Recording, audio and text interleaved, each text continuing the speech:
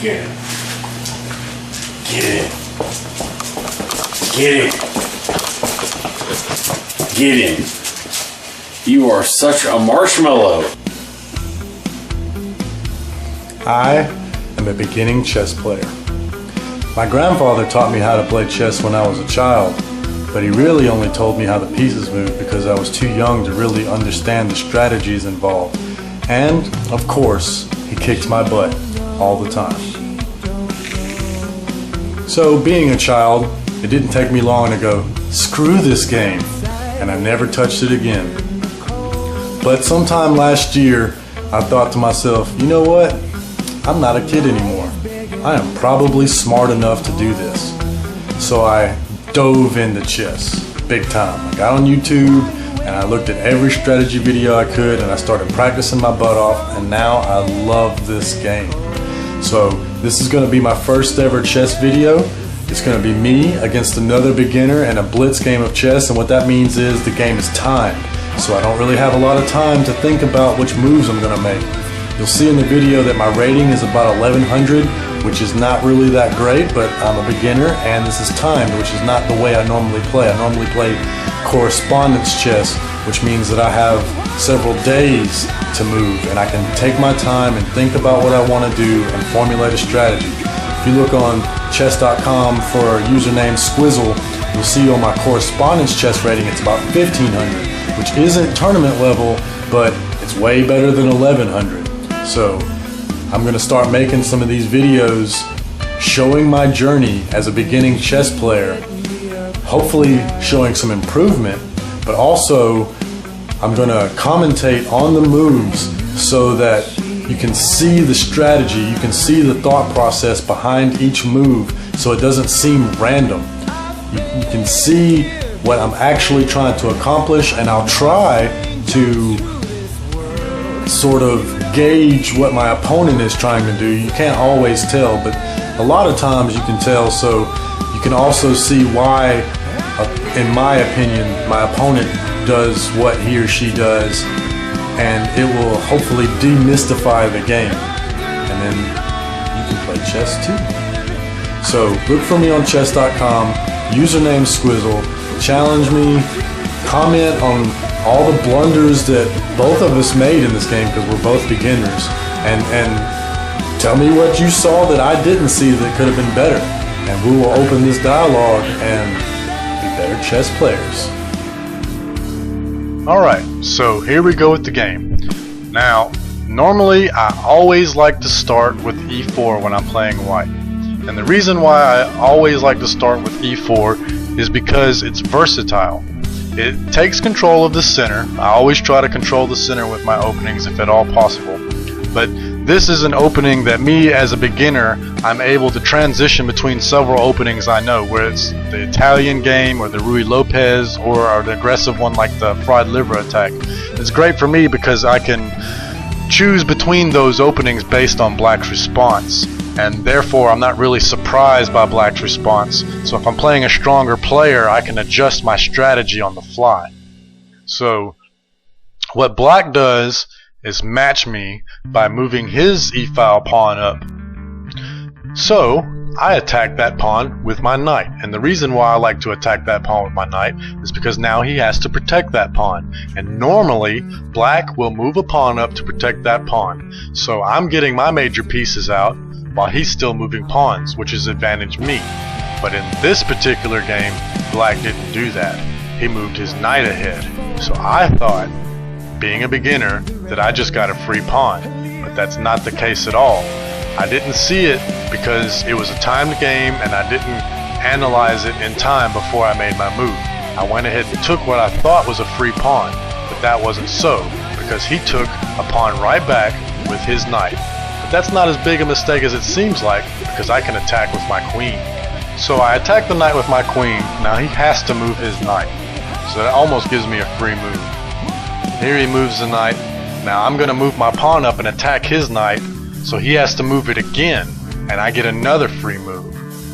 Now I've also taken control of the center and sort of given my knight some protection. So he moves his knight.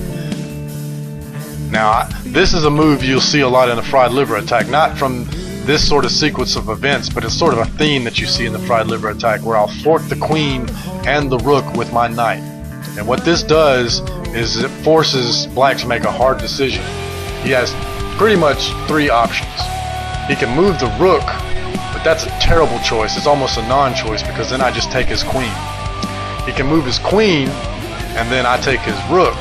Now, that's not necessarily a bad thing, because by not moving his king, he still maintains the option to castle. But a lot of times, rather than lose a queen or a rook, which is huge, they'll take with their king, which is what he does.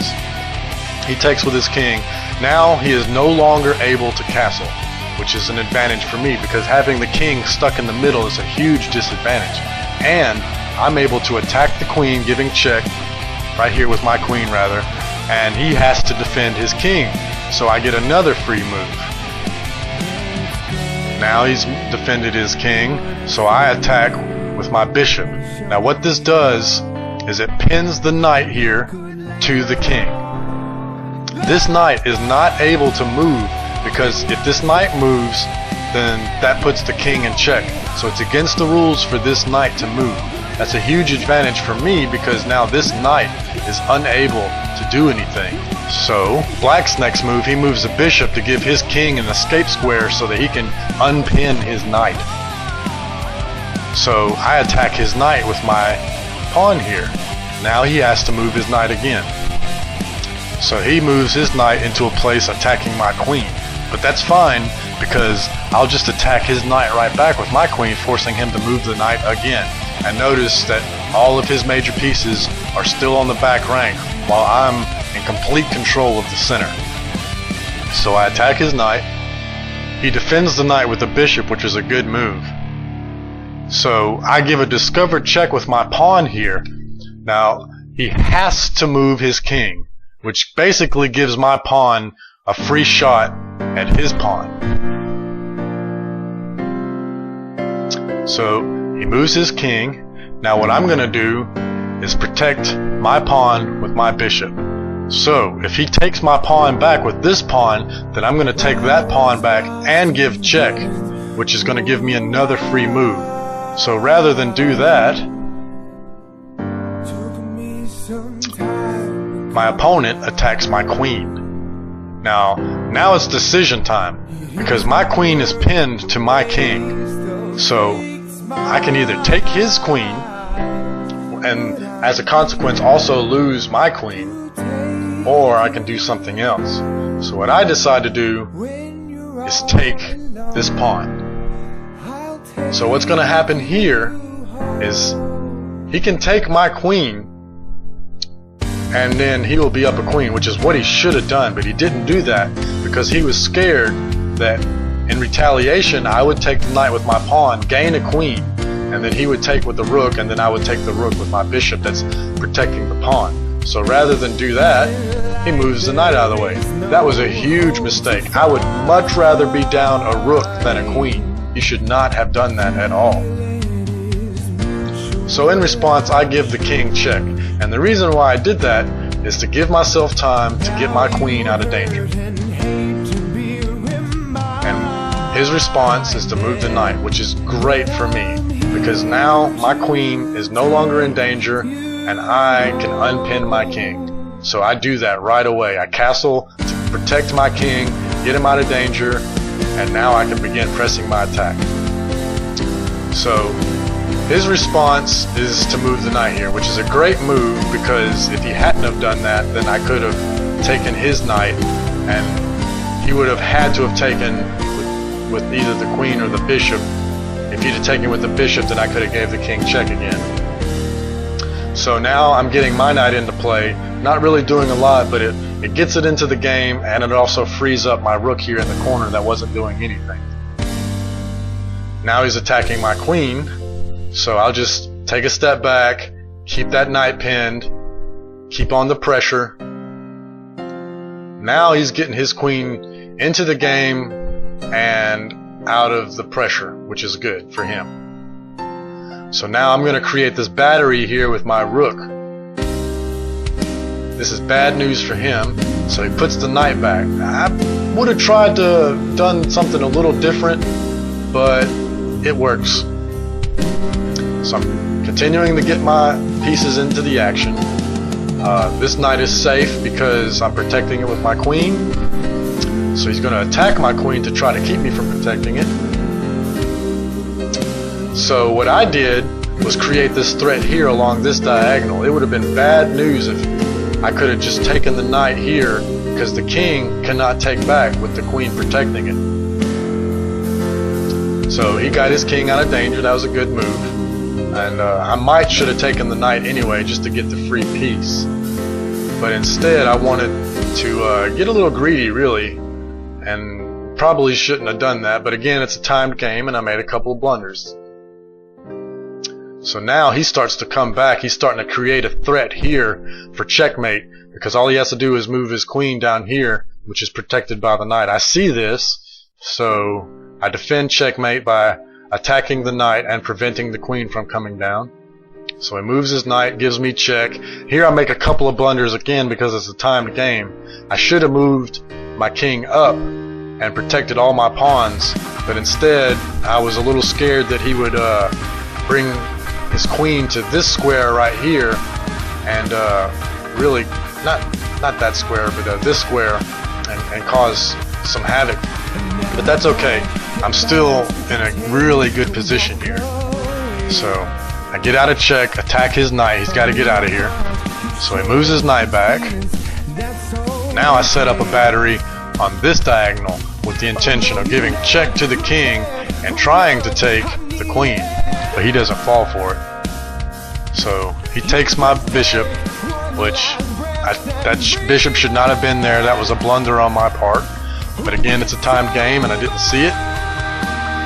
So I attack his queen. Now here is the mistake of the game. He should have taken this pawn right here that is in a very dangerous spot for him. He should have taken this pawn out of the game right away, but he didn't do that. Instead, he opted to start going after my king, which is good normally because with check he gets tempo, but he doesn't have an attack lined up to follow up with, so it's really no danger to me. I just move my king here. He's probably going to give me a discovered check. No, he moves his rook in to give me check here.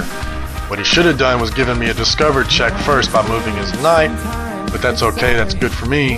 So I just move my king, still not in any real danger.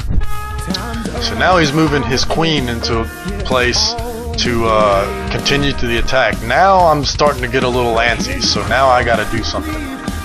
So I'm gonna move my bishop here.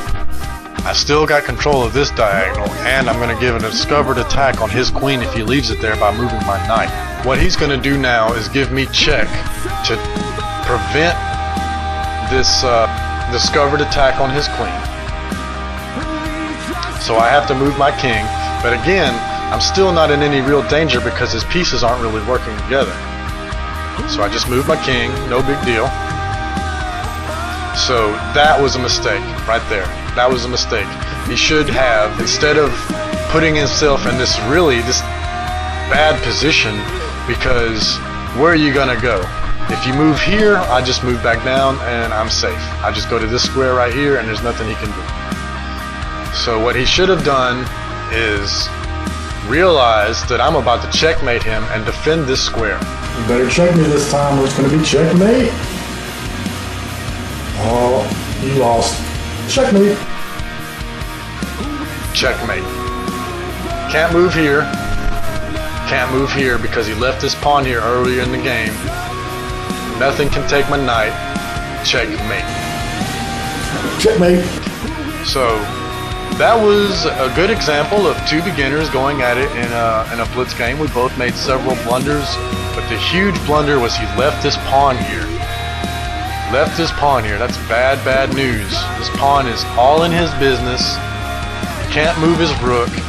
Can't move his bishop. Can't move his king here. Should have taken that pawn a long time ago. But I'll take the checkmate.